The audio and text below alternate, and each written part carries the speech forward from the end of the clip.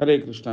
तो भक्ति के मार्ग में जो बहुत सारे महान आचार्यों ने सिखाया, जैसे कि चैतन्य महाप्रभु, जैसे कि रामानुजाचार्य, विष्णु स्वामी, निम्बार्काचार्य, मध्वाचार्य, वल्लभाचार्य, और इत्यादि कई सैकड़ों आचार्यों ने जो सिखाया, वो ये सिद्धांत है कि भक्त और भगवान में हमेशा भेद होना चाहिए। भक्त और भगवान हमेशा अलग हैं, तभी तो भक्ति कर सकते हैं। अगर भक्त और भगवान एक ही हो गए तो भक्ति कैसे करेंगे? जैसे कि मान लीजिए हमारे शरीर का उंगली है, ये उंगली हमारे शरीर का भाग है, लेकिन वो ये नहीं कह सकता मैं पूरा शरीर हूं। तो ये वैष्णव सिद्धांत है कि भक्त और भगवान में हमेशा अंतर होता है।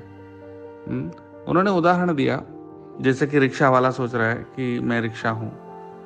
वो बात सही है, ये पॉइंट बिल्कुल सही है कि हम जब तक ये शरीर, अपने आप को शरीर समझते हैं या शरीर से हमारी आसक्ति होती है, मोह होता है, तो हम माया में हैं, और ये जैसे हट जाता है तो हम ब्रह्म हो जाते हैं। वो बात ठीक है, लेकिन ब्रह्म का कर्ण होते हैं, ना कि ब्रह्म पूर्ण होते हैं। अंतर है। वो बोलते हैं कि जैसे जिनकी वीडियो के ऊपर टिप्पणी दिया, वो राधा रानी के अपने आप को बहुत बड़े भक्त बताते हैं, राधा रानी के भक्त हैं। तो अगर वो राधा रानी के भक्त हैं तो राधा रानी ने क्या कभी बोला कि मैं कृष्ण में विलीन हो गई हूँ या मैं कृष्ण में विलीन हो जाना चाहती हूँ? ऐसा हमने सुना है। राधा रानी तो जबकि सबसे सबसे ऊंचे भक्त हैं, लेकिन वो भी उनका अस्तित्व को अलग रखे हैं। जब राधा और कृष्ण अलग अलग हों तभी तो वो लीला करेंगे। राधा कृष्ण में विलीन हो जाए या राधा कृष्ण एक हो जाए तो फिर भक्ति कहाँ से होगी? इस बात को समझिए आप। तो ये इसलिए शास्त्र का सिद्धांत ये है कि कभी भी भक्ति, भक्त और भगवान, ये तीनों में हमेशा भेद होता है। ठीक है, तो ये पहली पॉइंट है। इसको समझने के लिए एक और बात है। ये स्वामी जी जिनका वीडियो है, वो चैतन्य महाप्रभु के संप्रदाय बताते हैं अपने आप को। अगर वो चैतन्य महाप्रभु के संप्रदाय में आते हैं तो चैतन्य महाप्रभु ने क्या कहा? चैतन्य महाप्रभु का खुद का वचन है, चैतन्य चरितामृत में बताया गया है कि मायावादी भाष्य सुन ले होय सर्वनाश। यानी मायावादी भाष्य जो सुनता है उनका सर्वनाश होगा। तो मायावादी भाष्य यानी ये बात कि मैं ही जीव ही भगवान है। अगर जीव भगवान होते तो माया में कैसे फंसते? इस बात को बताओ आप मुझे। अगर हम ओरिजिनली भगवान होते, यानी हम ही भगवान है, जीव ही भगवान है, जीव ही ब्रह्म है। जीव तो ब्रह्म है, वो तो सच है, लेकिन पूर्ण ब्रह्म नहीं है, ब्रह्म का अंश है।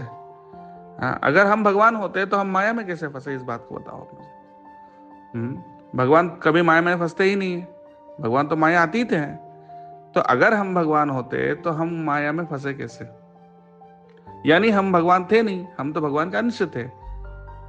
तो भगवान के शरणागत जो होते हैं वो उनकी कृपा से माया से बचे रहते हैं, और जो भगवान की माने शरणागत नहीं होते हैं, भगवान को भूल जाते हैं, वो माया में फंसते हैं। तो जो हमारे साथ हुआ है, तो इसका मतलब भगवान हमेशा माया से ऊपर थे और हमेशा माया से ऊपर ही रहेंगे। कभी वो माया के अधीनस्थ या यानी वो मोहित नहीं होते, मोह माया में नहीं फंसते हैं। अगर वो मोह माया में फंसते तो भगवान है कैसे? तो हम मोह माया में फंसे हैं, इसका मतलब हम भगवान हो ही नहीं सकते। अगर हम भगवान थे या भगवान बनेंगे बाद में, तो फिर पहले से फंसे कैसे?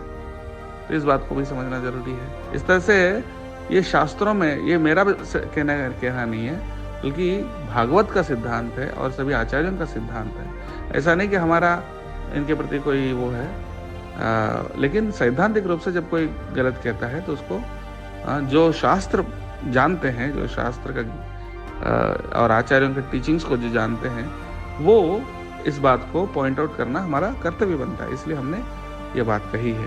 राधा और कृष्ण में भेद नहीं है, ये बात सही है, लेकिन किस सेंस में? भेद इसलिए नहीं है क्योंकि राधा रानी और कृष्ण प्रेम में एक हैं, पर इसका मतलब यानी कि राधा ही कृष्ण है और कृष्ण ही राधा है।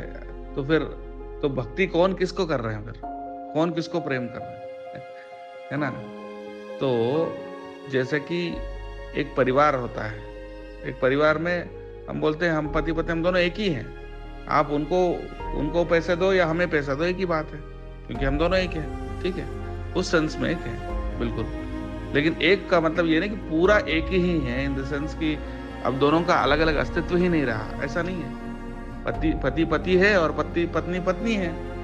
हाँ, अगर दोनों एक मतलब पूरी तरह से तादाद में हो गए तो फिर वो दो अलग अलग व्यक्ति हो ही नहीं सकते। हाँ, समझ गए ना आप इस बात को। एक सेंस में एक है, इन द सेंस हम बोलते हैं हम दो भाई हैं, दो भाई बिजनेस कर रहे हैं, तो हम बोलते हैं ठीक है हम दोनों एक ही हैं, क्योंकि आप उनको दो या हमें दो एक ही बात है, हम सब एक ही हैं, हम एक परिवार है। तो प्रेम के दृष्टि से एक है, बट इसका मतलब ये नहीं है कि हमारा कोई अलग अस्तित्व ही नहीं रहा। हाँ, तो दो भाई हैं लेकिन दोनों भाई भले आप बोलते हैं एक हैं, लेकिन फिर भी जैसे राम राम है, लक्ष्मण लक्ष्मण है।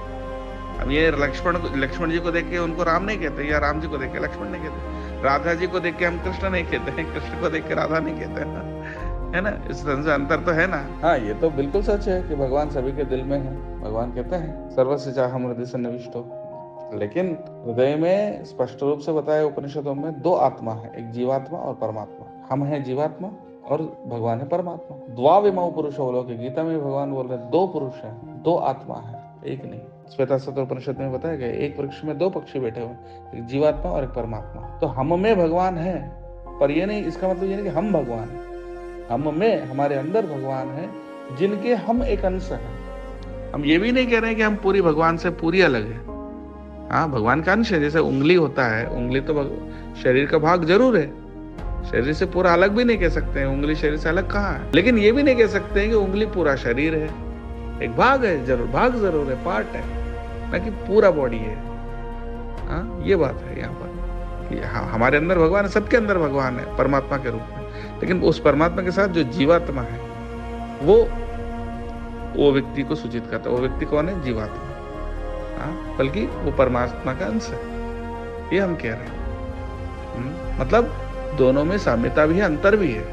ऐसा नहीं कह सकते पूरी तरह से एक है, ये भी नहीं कह सकते पूरी तरह अलग है। अगर आप बोलोगे पूरी तरह से एक है तो फिर वो अंश हुआ कैसे? अंश और पूर्ण में अंतर ही नहीं है। हाँ, तो इस बात को समझना। Thank you, Hare Krishna.